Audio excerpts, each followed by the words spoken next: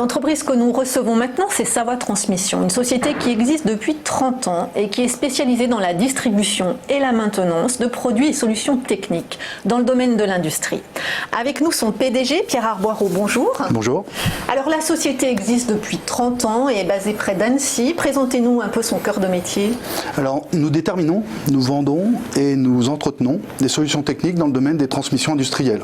Transmissions industrielles, c'est des moteurs électriques, des réducteurs, des pompes, mais on réalise aussi des convoyeurs ou des postes ergonomiques pour nos clients.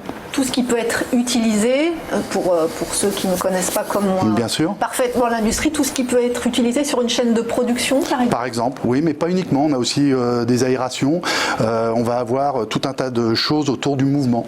Notre métier, c'est le mouvement. Et c'est pour ça, d'ailleurs, que notre signature est la confiance en mouvement.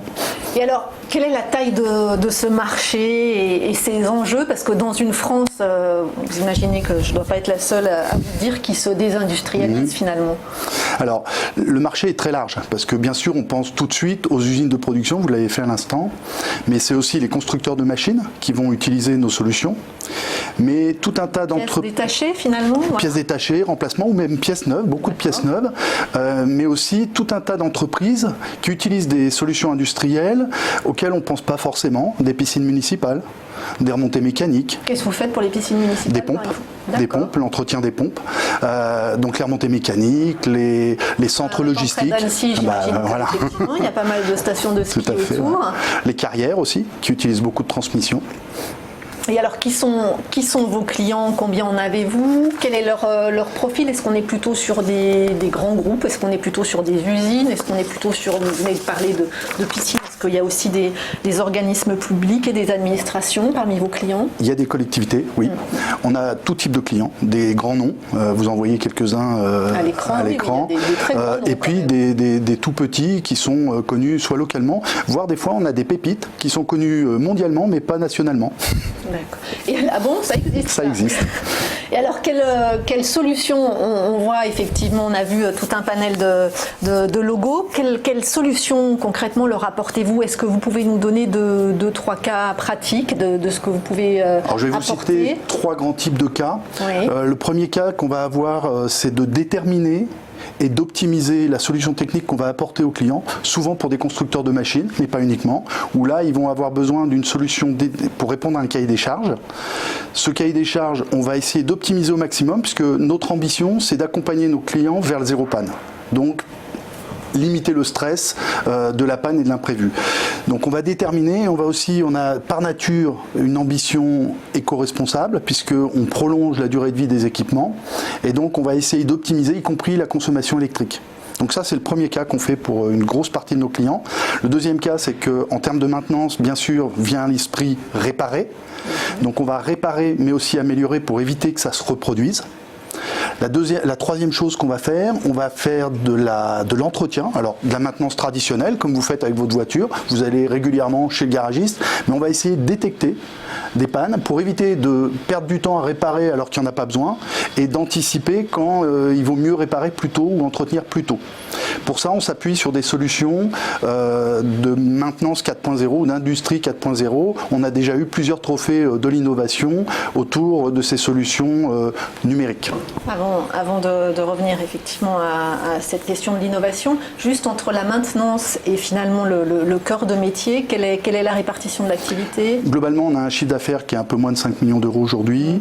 On fait 2 tiers en distribution et 1 tiers en maintenance. Et juste pour être certaine d'avoir bien compris, quand vous arrivez chez le client, en fait, il ne sait pas exactement de quoi il a besoin. C'est vous qui apportez la solution en disant par exemple il faut tel ou tel produit ou telle solution Alors, on a de tous les cas. Très souvent, on est beaucoup en collaboratif. C'est-à-dire que le client a une idée, on a soit la même, soit on complète son idée avec d'autres solutions. C'est l'assemblage, vous parliez de difficultés aujourd'hui dans l'industrie, les enjeux sont beaucoup autour de la compétence.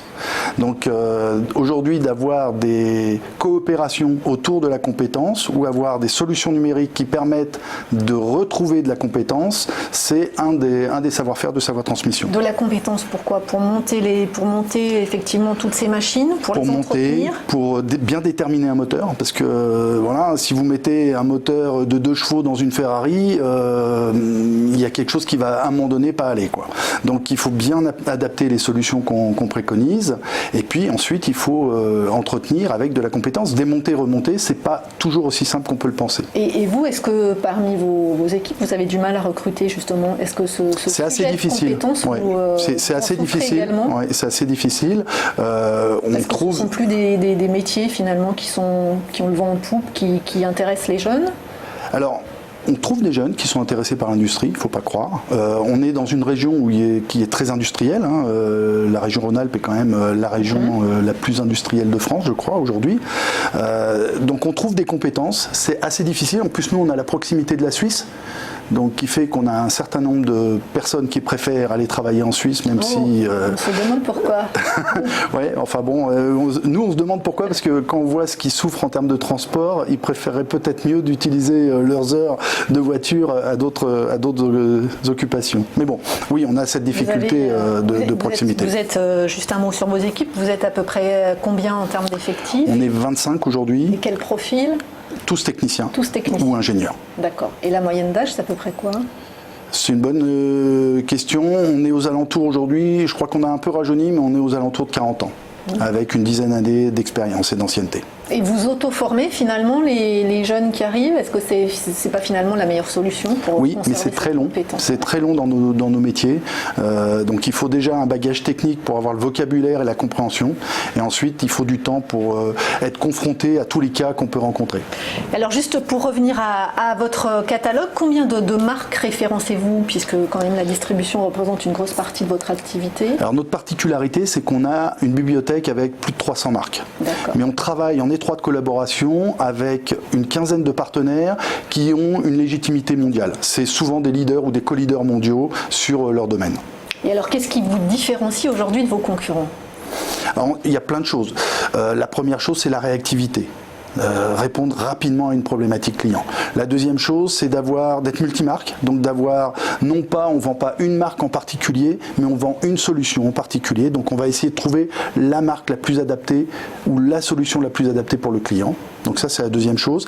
Et au besoin, notre savoir-faire, c'est aussi d'utiliser l'industrie 4.0, qui aujourd'hui est un moyen de compenser certaines difficultés en termes de compétences. Et alors, on va en revenir sur le sujet parce que j'imagine que ça fait partie de vos relais de croissance. Mais comment avez-vous financé le développement de la société jusqu'ici? Vous l'avez reprise il y a 5 ans, c'est ça? Je l'ai reprise il y a 5 ans. Et comment vous envisagez de financer la suite? Alors, aujourd'hui, on a développé la société avec de l'autofinancement principalement ou des prêts bancaires. Demain, on envisage 3 possibilités, du rachat ou des prises de participation chez des confrères, puisqu'on a développé une marque qui s'appelle Mataki.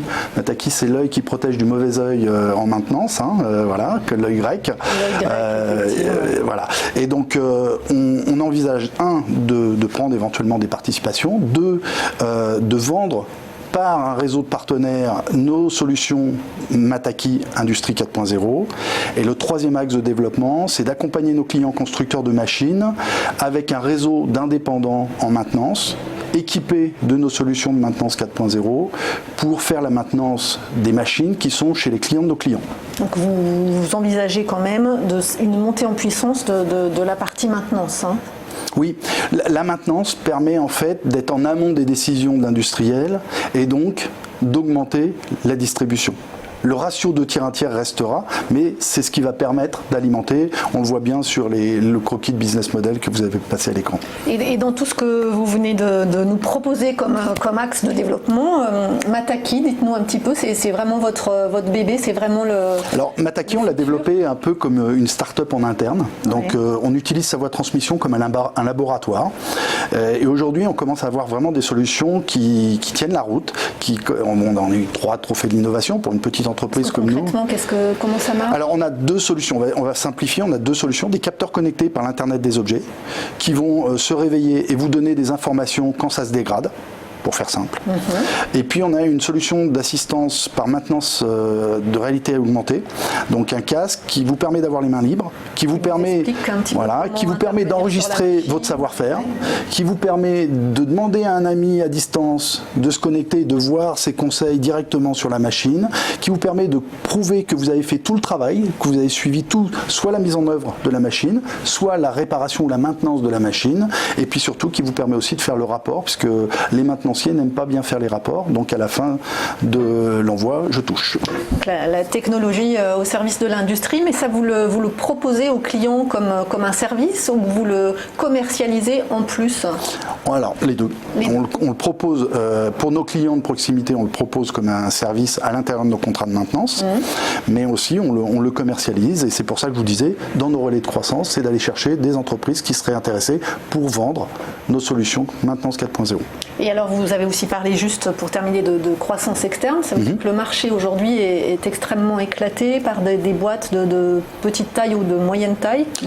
Oui, il y a vraiment, il y a de tout, entre guillemets. Il y a des sociétés, des PME qui sont encore souvent plus petites que nous, ou des grands groupes. Les grands groupes sont souvent soit spécialisés dans la maintenance, soit spécialisés dans la distribution, et plutôt de référence que de solution. Nous, on a la valeur ajoutée, c'est de déterminer la solution qui va bien à notre client. En tout cas, c'est dans ce sens-là, c'est vous qui rachetez, pas l'inverse. On est ouvert à toute discussion. L'idée, c'est plus du partenariat, c'est plutôt de faire 1 + 1 = 3 que de faire 1 + 1 = 2. Merci beaucoup Pierre Arboireau, je le rappelle, vous êtes PDG de Savoie Transmission.